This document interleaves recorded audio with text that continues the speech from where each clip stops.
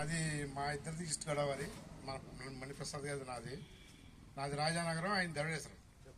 వీళ్ళ నాన్నగారు గతం సత్యం గారు అని చెప్పేసి ఏళ్ళగా మా ఊరు ట్రాన్స్ఫర్ అయ్యి వచ్చారు అప్పట్లో. ఇప్పుడు మాట అంటే 78 ఇప్పుడు అన్నమాట. మేము డిపార్ట్మెంట్లో మేము గాజీ ల్యాబ్లో జాయిన్ అయ్యాము. అప్పుడే నాన్నగారు కూడా జాయిన్ చేశారు. మన మణిప్రసాద్ గురించి చెప్పాలంటే మితభాషి భయస్థుడు. ఎంత భయస్థుడు అంటే మేము 79 పుష్కరాల్లో రాజేంద్రలో పనిచేసి మా రాజనగరం సైకిల్ మీద వెళ్ళాలి.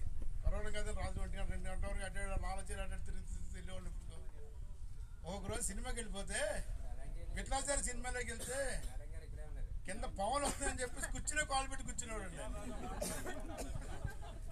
అంత భయస్తుడు. అంటే సినిమాలో కూడా పవన్ వచ్చేస్తున్నారా అనేవాడు, అంత భయస్తుడు అతను.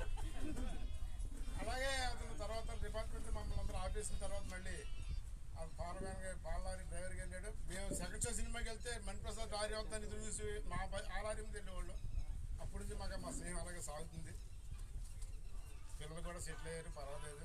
దేవుడి దేవాలని అంత హ్యాపీగా ఉండాలని కోరుకుంటూ మళ్ళీ మాతో పాటు పనిచేసినట్టే నాగరాజు అని చెప్పేసి రాజమండ్రి నైట్ రిటైర్మెంట్ ఉందని మేము ఎక్కడికి వెళ్ళాలనుకున్నాము. దాన్ని పిలిచినందుకు చాలా సంతోషం.